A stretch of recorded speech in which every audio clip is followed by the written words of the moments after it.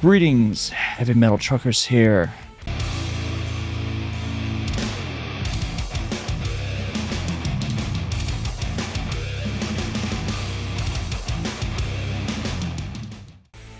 So, in these videos, we tend to take a listen to some metal, give our honest thoughts about it. It could be simple, it could be in depth, it just depends on what we're thinking of at the time. However, in this video, we are actually given an album review for the latest Sevendust album, and that album is literally called One. So, with that being said, where did we first learn about Sevendust? What do we think about them? And what was this album for us? How was it? Well, I discovered Sevendust damn near when they started. So old as dirt. Gotcha. Yeah, like mid to late 90s, somewhere in there. I live in Atlanta. They're from Atlanta, so that might be part of why I discovered them sooner. Who knows? But ever since I found them, I've been a huge fan. I've said it on here before.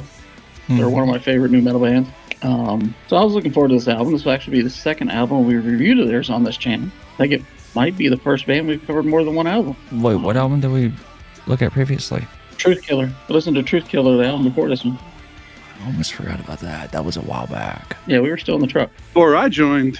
Yep, we were still in the truck. Back when we were the insane duo. Yeah. You know. So yeah, I was looking forward to this album. We had covered two of the songs already on this channel. Is This the Real You and Unbreakable. Loved This Is the Real You or Is This the Real You, excuse me. And it's probably still my favorite song on the album. Now, I will say when we listened to Unbreakable on here, weren't huge fans of it. Didn't hate it, but it didn't really, it was just eh. But on the album, I found that I actually enjoyed it a lot more than I did. How many fucking times have I stated that I hate singles because they come out from the context of the album, and the context of the album can make or break a track? How many times It have I can said that? sometimes, absolutely. Yeah. Absolutely. But yeah, here I definitely... I'll give my 2 cents on that when I speak.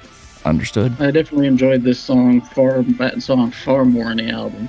It's definitely where they call it an earworm. It gets stuck in your head real easy. They put out 2 other songs, I think. Yeah. No. They did. Yes. Yeah. And before the album came out, actually, I think they released the 4th one right before the album came out. Oh, they released the 4th one? Oh, yeah, they did, because so. they released Is This the Real You? They released Threshold, they released One, and wait, what was the 4th one they released? I can't remember for sure. I want to say it was Construct. Oh, not positive. No. It was Unbreakable. Then I think, yeah, it was Construct, not Threshold, and then it was One. No, they released Threshold. Threshold had a music video. It was actually a continuation of the music video for Fence or on Truth Killer. I totally knew that. Yeah, Is This the Real I You? only remember Unbreakable.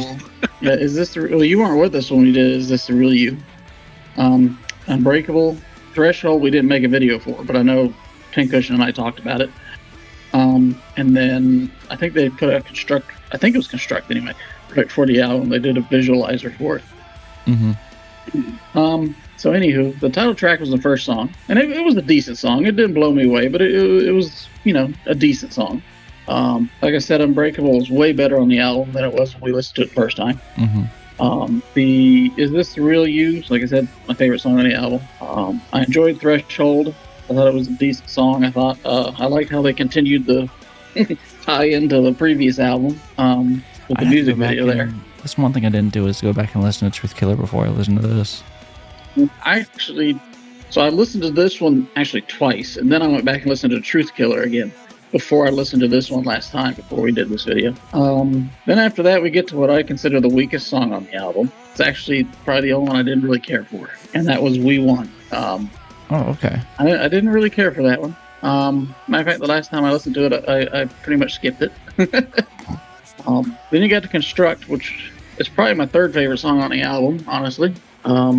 Then you had The Bright Side and The Drop, which those were just, okay songs. Neither of them blew me away or got stuck in my head or nothing like that. They were just all right. Then you got The Blood Price, which was probably my 2nd favorite song on the album and probably the most aggressive song on the album. It is definitely the most aggressive. But it was a damn good song. And then you got into Misdirection, which kind of caught me off guard a little bit because they had Morgan doing leads. Morgan, the drummer, was doing the vocals. I thought so because I'm like, I know that's not Lejean.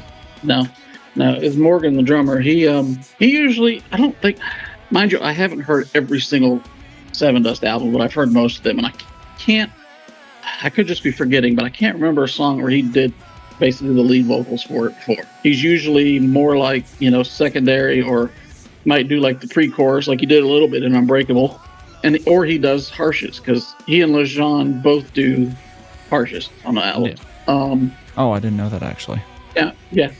Like when you hear when there's harshes, that could be either one of them. He did. They both did. They were both doing harshes in that. Okay, because I thought I heard some tonality differences.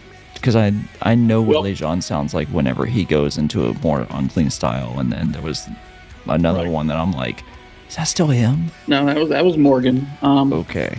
Now, but this one had him doing more cleans, which I don't hate his cleans, but I don't love them either. Because they use a lot of auto-tune on his voice. I was about to say, does it kind of bring it more into that, I don't want to say generic, but more kind of run-of-the-mill metalcore style? His vocals, yeah, in a way they are. Now, I wouldn't call this song metalcore in any way, shape, or form, but his vocals kind of are, yeah. Yeah, the way they did his vocals, I can definitely see that. Yeah, we'll get to that later. Now, that being said, it wasn't a bad song. I actually enjoyed the song, to be honest with you. One thing they did I thought was pretty cool was, I think it was the second verse. It started with Morgan doing the vocals, and then slowly but surely Morgan came in, and then by the end of that verse, Morgan was the main vocalist. So it was like they slowly transitioned them. So similar to the way that we don't hear this a lot, to be honest, but it's kind of similar to the way that Miles Kennedy and David Draymond did Sound of Silence live. Yeah, kind of, yeah. Okay. So I thought that was kind of cool. But I still like the song. I like the feel of it. I thought it was a pretty decent closer. So overall, I enjoyed the album. Mm-hmm. It's nowhere near the level of Animosity. And my dude, you're talking about an era and a decade where it's like you had the heaviest hitting material, in my opinion, and probably many others. So I mean, yeah. And like I said, I went and listened to Truth Killer, and I think I actually prefer Truth Killer a little bit more than this one. Let's go back and listen to that one. Yeah. That being said, I didn't dislike this album. Mm-hmm. But for me, it's kind of a middle of the road album for them. Like, they've got worse, but they've got better too. Fair. So that all being said, well, in terms of vocals, always love Lejean. I think he's got incredible vocals. And Morgan does fine. I mean, like I said, I'm not a huge fan of his cleans, but he does all right.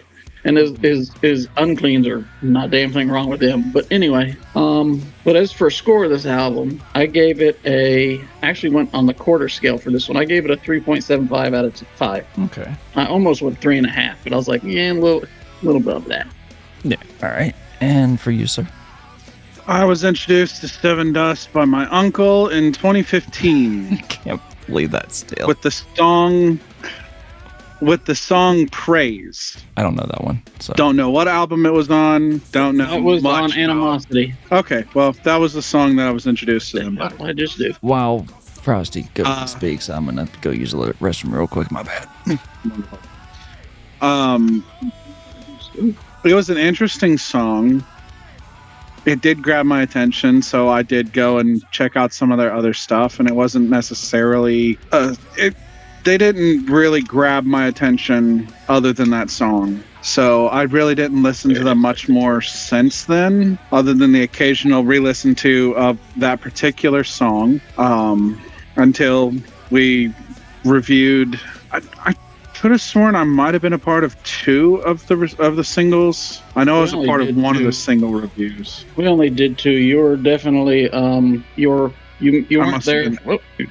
I must have been MIA for one of them. Yeah, you weren't there for Is This the Real You, but you were there for Unbreakable. Yeah, and I remember Unbreakable actually was pretty damn good to me. So I was like, all right, well, we'll see how this goes.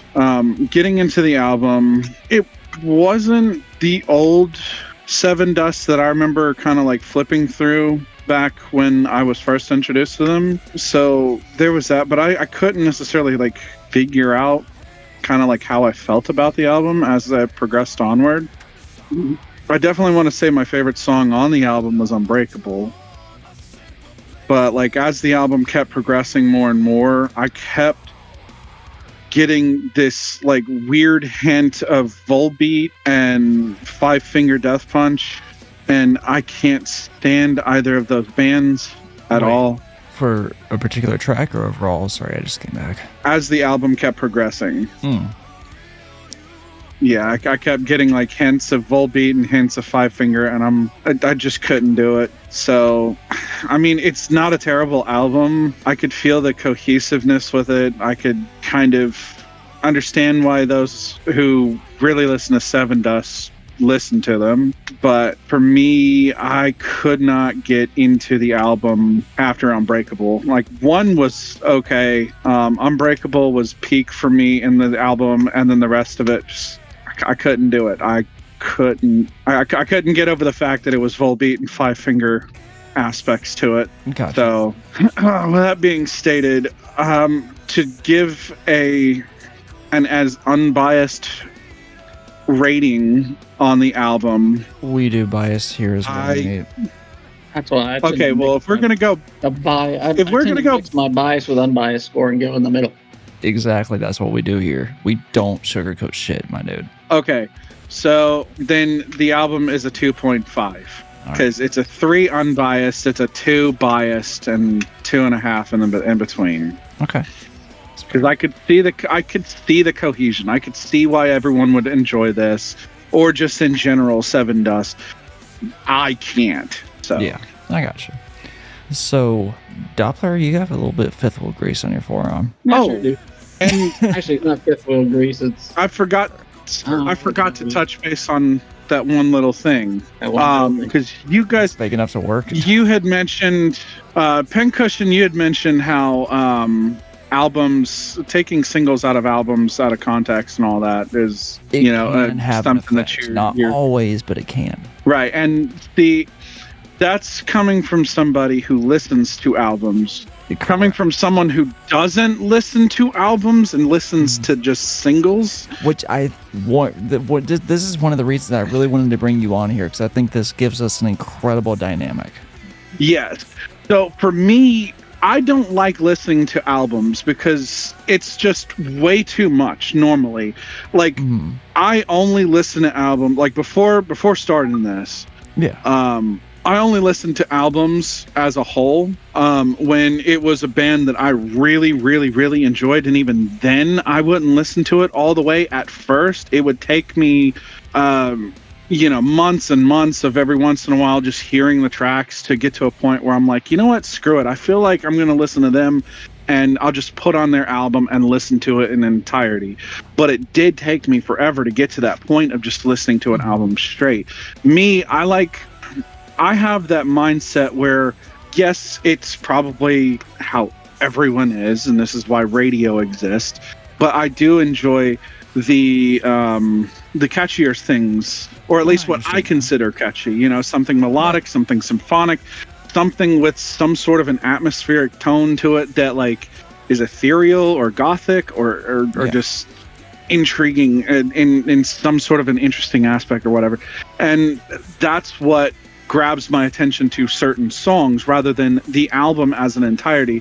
So for this album, the one that had my attention was Unbreakable. I couldn't yes, I listened through the entirety of the album because that's what my job is. But as I listened to the album, I understood what you're coming from with context. But for me, I could take that song out of the context and be perfectly fine listening to it as it's just the song itself. Yeah, and that makes sense. I think the way I approach these things, it makes it so much harder for me to enjoy artists as a whole, because for me, if an artist cannot make a damn good album as a whole, I don't care to fucking hear them. Like, they're not a good artist to me. But that's no, and I'll give you that. That is But me being extremely critical. Extremely. Like, for me, I can manage to, like, there are certain songs from some bands that I'll listen to, and then I can't stand the rest of their stuff. Yeah, and so I don't know what it is. Yeah, no. It's like, if it's a one-off, fucking great. They can do that one-off. But it's like, if they can't do anything else that I care for, I'm not going to listen to them. Just because it's like, okay, you had the ability to do that one. Where the fuck is the rest of it? Like, are you just able to outburst that one and that's all you can do in that regard? Because if that's the case, then I don't care to listen to you. And it's not necessarily that you're a bad artist. You're just not the artist for me. Well, I guess in that aspect, I'm a radio listener. So I could listen to. Yeah, and I guess that would be the best way to describe me. Is like, I could listen to just the one track by this band and be perfectly fine. Doppler, but like, multiple. I come from or I have that mindset of the '80s and the '90s where there was one-hit wonders all the fucking time. So it's and I have no problem with that. Doppler and I have said this multiple times. This is the reason we love having you on here, because we tend to be more full album listeners, although he does enjoy particular singles sometimes a little bit more often. I am just, they got to make a solid album or I'm not going to listen to them. And you are more just maybe those one-hit wonders, which again brings such an interesting dynamic to what we're doing. So this is a reason we love having you on here. Well, see, and I know we've listened to a couple of albums where I couldn't stand the album except for maybe like one or two songs on it, and I'm like, I'll re-listen to this song as many times as possible. The rest of the album, screw every bit of it, you know? Yeah, and I get that. So, my introduction to Sevendust is actually kind of a funny and intriguing one. So I'm going to have to go a little bit back here. So I don't remember entirely when this was, but I had discovered a group called Eowyn, Eowyn. It was a Christian alternative group, and the vocalist at the time, I don't remember what album was they put out. This is way back in the day. That had to have been 2010, 2011. No, I'm talking about earlier than that. Eowyn, Silent Screams. That was done back in... That was back in 2008. So back in 2008, whenever I heard that record, I was very impressed with her and what she did. Like, vocally, she was amazing. And so this was also back in the day when MySpace was still a thing and artists would be on MySpace. And I actually managed to speak. I was thinking back to this, how I came to know Sevendust, and then all these memories came back. I actually spoke to the vocalist for Eowyn. And I told her, like, your vocals are quite amazing, and I'm just impressed with what you're able to do. Like, I'm just curious, did you get vocal lessons? Were you self-taught? And she actually told me that she learned her vocals from Melissa Cross's Sin of Screaming. And I'm like, oh, well, thank you. I'll look into that. As soon as I looked into Melissa Cross, I didn't realize that she is the reason that she was the teacher for Randy Blythe from Lamb of God.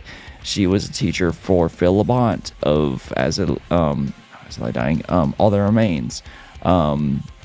She was vocal teacher for the dude from actually a lot of them, especially back in the day.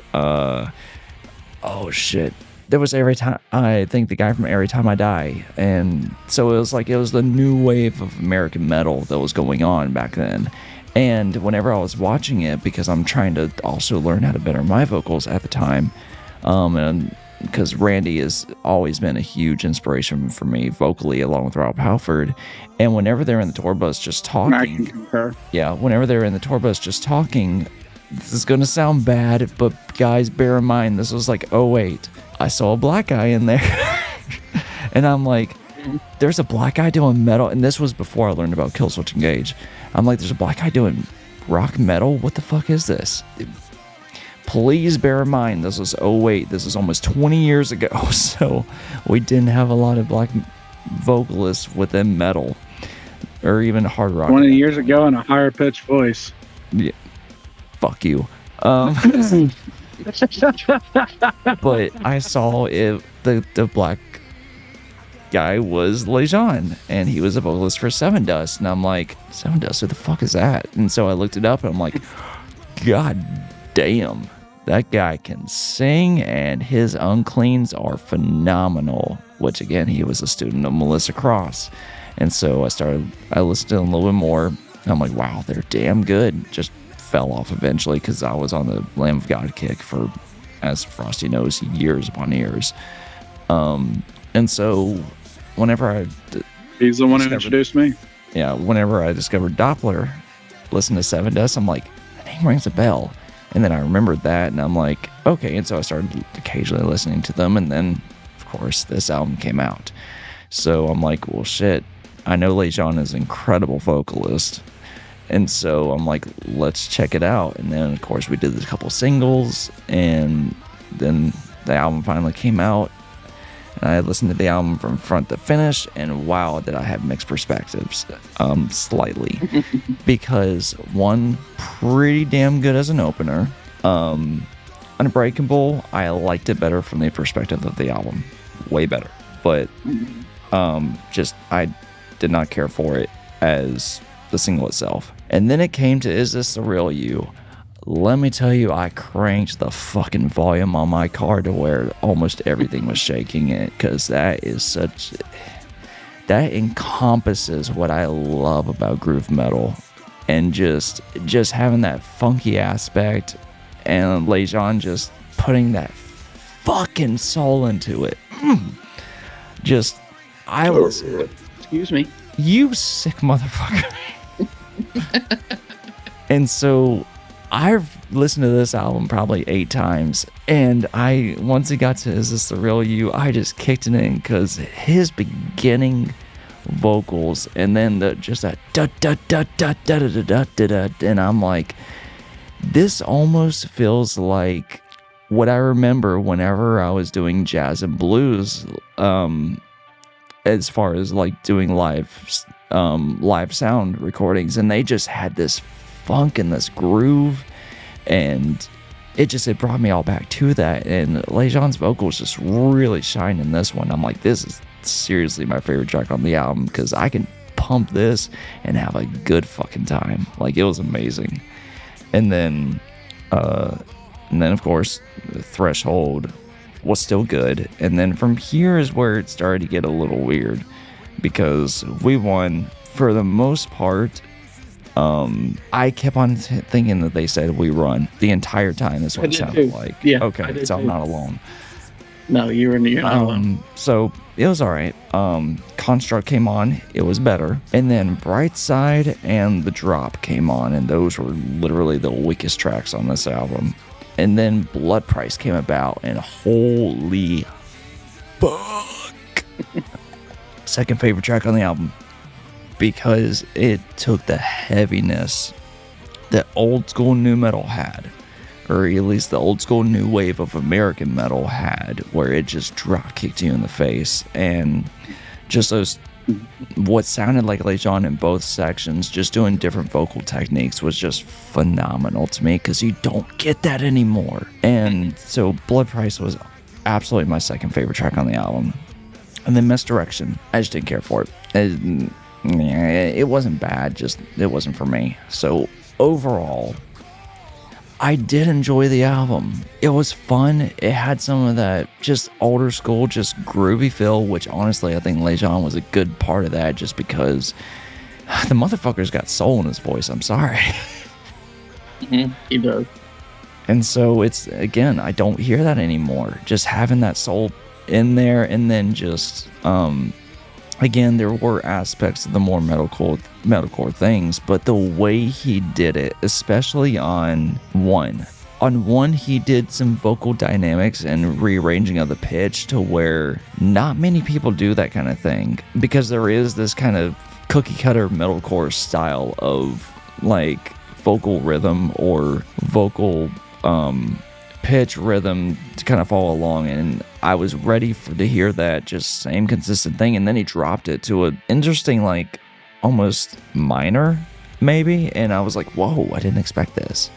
And so he kind of kept me on my toes on this record. So although it's not one that I would buy, it is one that I would absolutely keep on playing. But given that, because there were some tracks I just didn't care for on here because they were so much more of the standardized metalcore that I'm used to. And I think also it was the production on this because it had a more modern production that I typically just don't care for because they boost certain frequencies that just, I had to play around with my EQ again to be able to really enjoy this.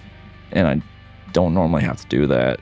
So I knew it was the production. So I think if they had the older style production on here, I would have enjoyed it even more. Because there was mid ranges that it would just annoying me, but and kind of almost clouding the entire mix. But then again, I'm old school meaning like early millennia, late 90s in that respect. So all that being said, I think I'd have to also give this 3.75. Truth be told, because like, the stuff that was good was just melt your face off good. Like, it was just fucking good. And honestly, as bad as it sounds, if it was any other vocalist, I probably wouldn't even care for it. Just Lejean brings something to Sevendust that we don't have in this industry. I mean, even as somebody who's been a Sevendust fan since basically day one, I would agree that Lejean is a massive reason why I enjoy them as much as I do. Mm-hmm. And don't get me wrong, there are other... I'm trying to think how to say this without getting us canceled. I do know that the other potential vocalist that would potentially have his style is Howard Jones, but he doesn't do it. He's more of old school metal kind of vocalist and more... I don't want to say generic, but more of the modern metalcore style vocal that still sounds amazing.